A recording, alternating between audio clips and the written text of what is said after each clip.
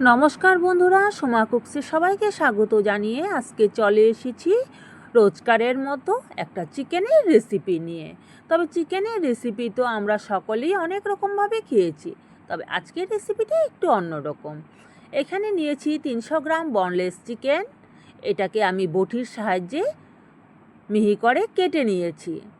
নিয়ে নিলাম এখানে আদা, রসুন, কাঁচা লঙ্কার পেস্ট একসাথে। নিয়েছি এক মুষ্টি গোবিন্দভোগ চাউল।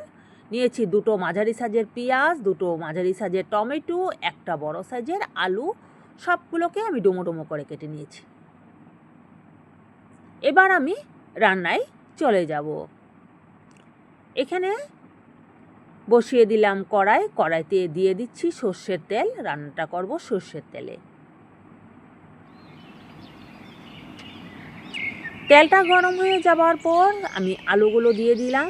আলুগুলোকে হালকা একটু নুন আর হলুদ গুঁড়ো দিয়ে আমি ভেজে নেব।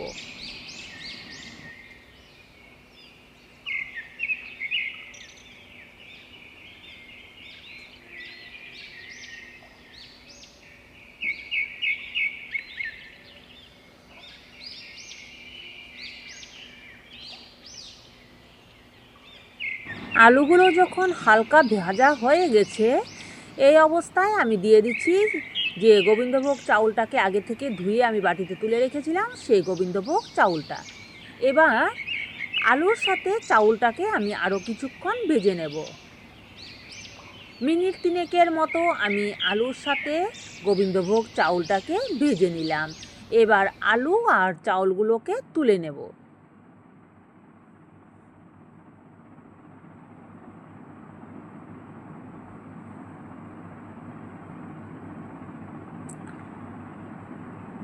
আলু আর চাউল তুলে নেওয়ার পর সেই তেলের মধ্যেই দিয়ে দিচ্ছি সামান্য কয়টা গোটা জিরে আর একটা তেজপাতা ছিঁড়ে। তারপর দিয়ে দিলাম কুচিয়ে রাখা পেঁয়াজগুলো। পেঁয়াজটা একটু এমন ডুমো ডুমো করে কাটার চেষ্টা করবেন, মানে লম্বাটে আকার করে কাটবেন না, এভাবে ডুমো ডুমো করে কাটলে রান্নাটা বেশি ভালো লাগে। আর টমেটোটাও আমি সেমভাবেই কেটেছি, এমন ডুমো ডুমো করে। আলুগুলো যেভাবে কেটেছি সব কিছু এইভাবেই কাটার চেষ্টা করবেন। তবে কথায় আছে না, রান্নার দেখার সৌন্দর্যও রান্নার কিন্তু অনেকটা স্বাদ যেন বেড়ে যায়। তারপর পেঁয়াজ আর টমেটো সব কিছু দিয়ে কিছুক্ষণ আমি নেড়ে চেড়ে এটাকে অল্প ঢাকা দিয়ে রেখে দিয়েছিলাম, যাতে টমেটো আর পেঁয়াজগুলো একটু মজে যায়। এবারে আমি দিয়ে দিচ্ছি পরিমাণ মতো হলুদ গুঁড়ো আর নুন। ওইদিকে আলুতে কিন্তু আমার হলুদ আর নুনটা দেওয়া আছে। দিয়ে দিলাম 1 চামচ কাশ্মীরি লঙ্কার গুঁড়ো, 1 চামচ জিরের গুঁড়ো, 1 চামচ ধনে গুঁড়ো দিয়ে সমস্ত কিছু মশলা আমি টমেটো আর পেঁয়াজের সাথে একটু ভালো করে কষিয়ে নেব। এবারে আমি আগে থেকে ধুয়ে রাখা যে চিকেন কিমাগুলো, সেই চিকেন কিমাগুলো দিয়ে দিলাম। এবার সব কিছু ভালো করে কিছুক্ষণ সময় ভেজে নেব। অল্প একটু ঢাকা দিয়ে রাখবো। তাতে কি হবে, নুনটা দিয়েছি পরে, তো তাতে কি হবে, জলটা বেরিয়ে একটু সুন্দর কষানো হয়ে যাবে। আমার চিকেনগুলো কিন্তু ভাজা ভাজা হয়ে গেছে। এই অবস্থায় আমি দিয়ে দিচ্ছি কাঁচা লঙ্কা, আদা, রসুন একসাথে পেস্ট করে নেওয়া সেই মশলাটা। বাটি ধোয়া জল সামান্য একটু দিয়ে দিলাম।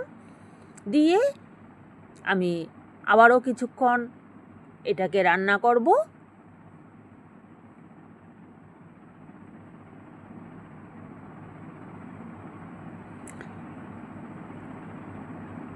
এক থেকে 1.5 মিনিট এইভাবে রান্নাটা করার পর দিয়ে দিচ্ছি ভেজে রাখা আলু আর চাউলগুলো। আলু চাউল দিয়ে খুব ভালো করে একটু মিক্স করে নেব। এবার চাউলগুলো একটু সেদ্ধ হওয়ার অপেক্ষায় থাকব। দিয়ে দেব 2 বাটি পরিমাণ জল।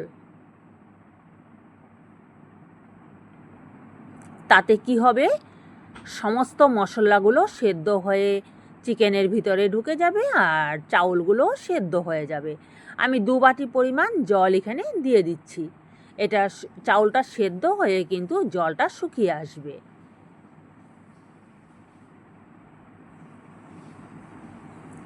দিয়ে দিচ্ছি আমি হাফ চামচ গোলমরিচ গুঁড়ো। আমি কাঁচা লঙ্কার ঝালটা কিন্তু ওইদিকে কম দিয়েছিলাম, 2টো কাঁচা লঙ্কা দিয়েছি, যে 2টো দিয়েছি ঠিকই, কিন্তু লঙ্কাগুলোতে ঝাল ছিল না, সেই জন্য একটু গোলমরিচের গুঁড়োটা দিয়ে দিলাম। গোলমরিচের গুঁড়োর যে ঝালটা, সেটা এই রান্নাটায় খুব ভালো লাগে খেতে। কিছুক্ষণ ঢাকা দিয়ে রেখে দিয়েছিলাম, ঢাকাটা খুলে এবার একটু নেড়েচেড়ে মিক্স করে নিচ্ছি। এবার চাউলগুলো সেদ্ধ হয়ে এসেছে দেখুন, আর রান্নাটা কত সুন্দর দেখা যাচ্ছে। এই অবস্থায় আমি 1 চামচ গরম মশলা দিয়ে দিচ্ছি, দিয়ে দেব কিছুটা কসুরি মেথি, হাতে একটু গুঁড়ো করে নিয়েছিলাম, সেই কসুরি মেথিটা দিয়ে দিলাম। হয়ে গেল আমার চিকেনের ঘন্ট। তবে এবার নামিয়ে নেব। তো কেমন লাগলো বন্ধুরা আমার আজকের এই রান্নার রেসিপিটা, অবশ্যই কমেন্ট করে জানাবেন। আর আপনি যদি আমার চ্যানেলে নতুন বন্ধু হয়ে থাকেন, তবে অবশ্যই আমার চ্যানেলটিকে সাবস্ক্রাইব করে পাশে থাকা যে বেল বোতামটি আছে সেটি অল করে দিয়ে আমার সঙ্গে থেকে যাবেন।